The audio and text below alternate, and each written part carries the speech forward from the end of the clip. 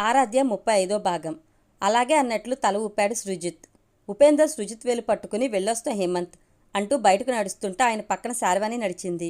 వాళ్లతో పాటు గేటు వరకు వెళ్లారు హేమంత్, ఆరాధ్య. తిరిగి లోపలికి వస్తుంటే ఏదో కోల్పోయిన భావన కలిగింది ఆరాధ్యలో. అది ఆమె మనసును తొలిచింది.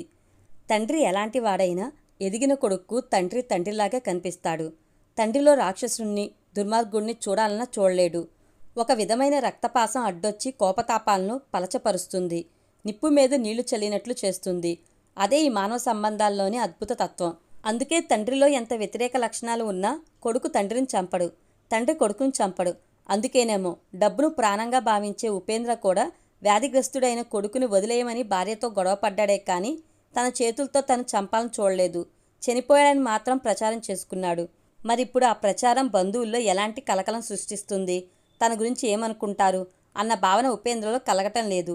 సునీల్ పెళ్లి మాత్రమే అతని కళ్ళల్లో కదులుతుంది. కోట్ల రూపాయలు కనిపిస్తున్నాయి.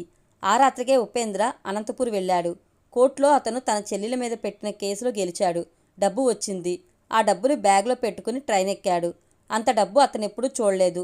ఇంట్లో ఖర్చులు తగ్గించుకుని 100-200 బ్యాంకులో వేసుకోవటమో, లేదంటే ఇంటి ఖర్చు అంతా భార్య జీతంతో పెట్టించి తన జీతం మొత్తం బ్యాంకులో వేసుకోవడమో చేశాడు. కానీ ఇన్ని నోట్ల కట్టలు ఒక్కసారిగా చూడలేదు. 100 రూపాయలు, 10 రూపాయల నోట్లు ఎక్కువగా ఉన్నందువలన ఏమో బ్యాగు బరువుగా ఉంది. ఆ బ్యాగ్ను చంకలో పెట్టుకుని కనిపించకుండా టవల్ కప్పుకున్నాడు. దాన్ని జాగ్రత్తగా ఇల్లు చేర్చాలి. ఆ తర్వాత దాన్ని బ్యాంకులో వేసుకోవాలి. శార్వాణి వద్దంటుంది కానీ ఇంత డబ్బు ఎన్ని నెలలు ఆఫీసులో కొట్టుకుంటే వస్తుంది?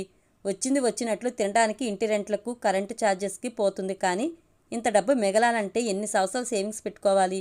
ఎంతైనా తాతలు గొప్పవాళ్ళు. ఎంత ఖర్చు పెట్టి వాళ్లకు తద్దినం పెట్టినా తప్పులేదు. పెట్టేది వాళ్లది వాళ్ళకే అయినా పుణ్యం వస్తుంది. బంధువుల్లో మనవడు మంచివాడన్న పేరొస్తుంది. ఈసారి అనంతపూర్ వెళ్ళినప్పుడు తన తాత ఎప్పుడు పోయాడో తెలుసుకుని ఆయనకు తద్దినం ఘనంగా పెట్టాలి. తను బ్రతికినంతకాలం పెట్టాలి. పెట్టినా ఈ డబ్బులకి వచ్చే వడ్డీ మాత్రమే పెడతాడు. అయినా సంవత్సరానికి ఒక్కసారిగా పెట్టేది. తన తండ్రికి ఎలాగూ పెట్టడు. ఎందుకు పెట్టాలి? తాత ఆస్తి మొత్తం కూతుళ్ళకి రాసి తనకెంత ద్రోహం చేయాలనుకున్నాడు. తనేదో కోర్టుకెళ్ళి పోరాటం వల్ల ఈ డబ్బు వచ్చింది కానీ లేకుంటే వచ్చేదా? తన గురించి ఆలోచించిన తన తండ్రి తద్దినం గురించి తనెందుకు ఆలోచించాలి? ఆయనకు తద్దినం తనెందుకు పెట్టాలి? జన్మలో పెట్టకూడదు, పెడితే పాపాలు చుట్టుకుంటాయి అని ఉపేంద్ర తన తండ్రి గురించి ఆలోచిస్తుంటే చంకలో బ్యాగ్ మాయమైంది. డబ్బుల బ్యాగ్ చంకలో లేకపోవటంతో ఒక్క క్షణం కళ్ల ముందు చీకటి కురిసినట్లే కళ్ళు కనిపించలేదు ఉపేంద్రకి. తూలి పడబోయి పక్క వ్యక్తిని పట్టుకుని ఆపుకున్నాడు. ఆయన ఉన్న చోట జరిగింది చెప్పాడు. కంపార్ట్మెంట్ మొత్తం వెతికాడు. ఆ బ్యాగ్ చూసారా అంటూ అందరినీ అడిగాడు. దొంగ దొరకలేదు. అక్కడ కూర్చున్న వాళ్ళు, అయ్యో బ్యాగ్ పోయిందా, మేం చూడనే లేదు, అదిగో స్టేషన్ వచ్చింది, ట్రైన్ దిగి రైల్వే ప్రొటెక్షన్ ఫోర్స్లో కంప్లైంట్ ఇవ్వండి, వాళ్ళు మీ బ్యాగ్ మీకు ఇప్పిస్తారు అన్నారు. అది వినగానే కాళ్ళు విరుగుతాయని చూడకుండా ట్రైన్లోంచి దూకుతున్నట్లే కిందకు దిగాడు ఉపేంద్ర. పరిగెత్తుతున్నట్లే వెళ్ళి పోలీసులకు చెప్పాడు. ఈ లోపల ఆయన దిగిన ట్రైన్ వెళ్ళిపోయింది. రైల్వే ప్రొటెక్షన్ ఫోర్స్లో ఉపేంద్ర కంప్లైంట్ రాసిచ్చాడు. మేము ఇన్వెస్టిగేషన్ చేస్తాం, బ్యాగ్ దొరకగానే మీకు ఇన్ఫార్మ్ చేస్తాం, వచ్చి బ్యాగ్ తీసుకెళ్దురు గాని, మీ ఫోన్ నెంబర్ రాసిచ్చి వెళ్ళండి అన్నారు పోలీసులు. వాళ్ళు చెప్పినట్లు చేసి బయటకు వచ్చి మళ్ళీ ఒకసారి ఏం జరిగిందో గుర్తు చేసుకుంటూ రైల్వే ప్లాట్ఫామ్పై నిలబడ్డాడు. అసలు ఆ బ్యాగ్ ఎలా పోయిందో ఆయనకు తెలియటం లేదు. హైదరాబాద్ వెళ్లే ట్రైన్ రావాలంటే ఇంకా 2 గంటలు పడుతుందని ఎంక్వైరీలో చెప్పారు. టికెట్ తీసుకుని వెయిటింగ్ రూమ్లోకి వెళ్ళి ఓ కుర్చీలో కూలబడ్డాడు. తల పగిలిపోయేంత పోటు మొదలైంది. అదే సమయంలో శార్వాణికి అనంతపూర్ నుండి ఫోన్ వచ్చింది. శార్వాణి, ఇలా అంటున్నామని నువ్వేమీ అనుకోకు. ఉపేంద్ర చేసిన పని మొదటి నుండి బాగాలేదనే చెప్పాం. అయినా అతను వినలేదు. తాత ఆస్తి కాబట్టి కోర్టులో కేసు గెలిచాడు. 2 చెల్లెల నోటికాడి పొలం అమ్ముకుని డబ్బులు తెచ్చుకుంటున్నాడు. ఆ డబ్బు తీసుకుని ఉపేంద్ర ట్రైన్ ఎక్కుతుంటే అతని చెల్లెళ్ళు బోర్ని ఏడ్చారు. వాళ్ళ పరిస్థితి చూస్తుంటే అది ఉపేంద్ర చేయాల్సిన పని కాదని ఎవరైనా అంటారు. ఎందుకంటే మీ ఇద్దరికి ఉద్యోగాలు ఉన్నాయి. పాపం మీ ఆడపడుచులకు ఏ ఆధారం లేదు. అడుక్కు తినాల్సిన పరిస్థితిని కల్పించాడు. సొంత అన్న అయ్యుండి ఉపేంద్ర అలా చేయటం న్యాయం కాదు, ధర్మం కాదు. ఉపేంద్రతో చెప్పి తర్వాత అయినా వాళ్ళకంత డబ్బు ఇప్పించమ్మా అన్నారు. ఒకరు మార్చి ఒకరు ఆమెతో ఇదే విషయాన్ని రకరకాలుగా మాట్లాడారు. భర్త చేసిన పనికి ఆమెకు తలనొప్పి వచ్చింది. శార్వాణి కనతలు నొక్కుంటూ కూర్చుంది. అప్పుడొచ్చాడు ఉపేంద్ర. ఉపేంద్ర ఎప్పుడెప్పుడు వస్తాడా అని ఎదురు చూస్తున్న పక్కింటి వీరాస్వామి ఉపేంద్ర రాగానే వచ్చాడు. దిగాలుగా ఉన్న ఉపేంద్రని చూసి, ఎందుకలా ఉన్నావు ఉపేంద్ర, ఏం జరిగింది అడిగాడు ఆతృతగా. నువ్వు సంచిత కర్మల గురించి చెప్తుంటావు చూడు వీరాస్వామి, అది నిజమే స్వామి.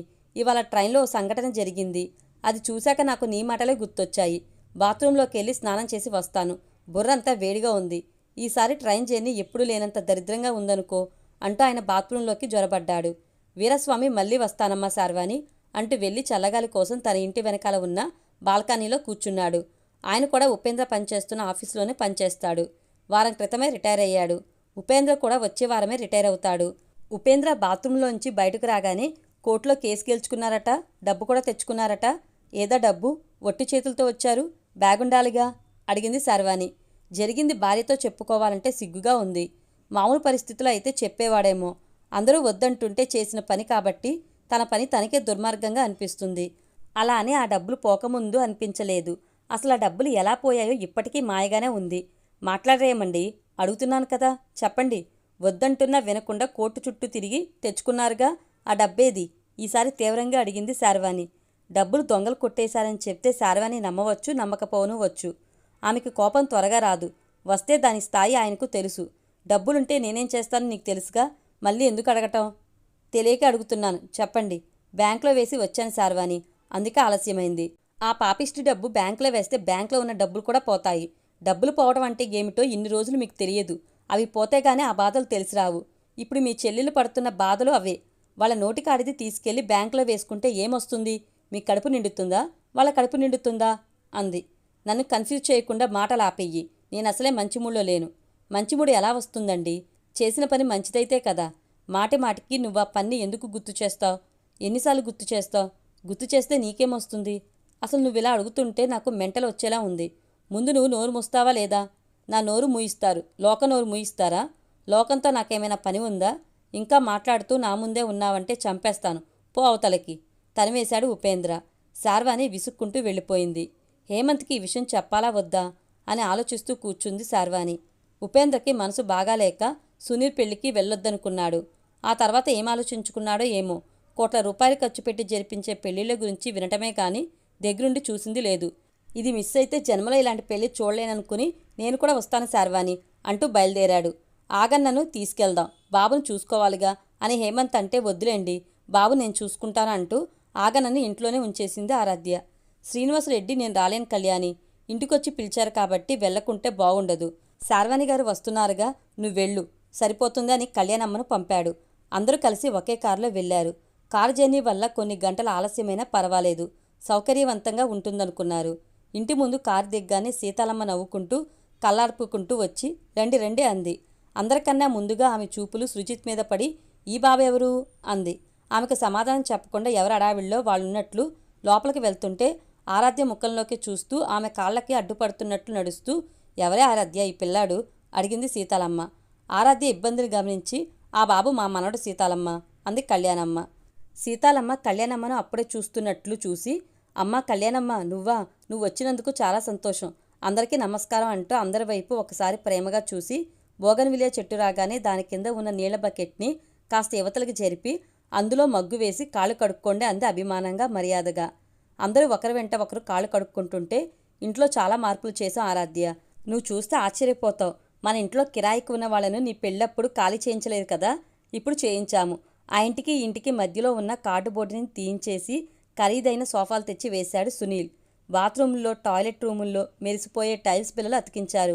కాలు పెడితే జారిపోతుందనుకో. కోడల కోసం మీ మమ్మీ మీ డాడీ చాలా చేస్తున్నారు. డబ్బున్న కోడలని ఒకటే కంగారు పడుతున్నారు. డబ్బున్న ఇంట్లో పుట్టిన పిల్ల ఇక్కడికొచ్చి ఇబ్బంది పడకూడదని చూస్తున్నారు అంది. మమ్మీ డాడీ ఏరి సీతాలత్త ఎటు వెళ్ళారు, కనిపించరేం అడిగింది ఆరాధ్య బాబును ఆమె చేతికిస్తూ.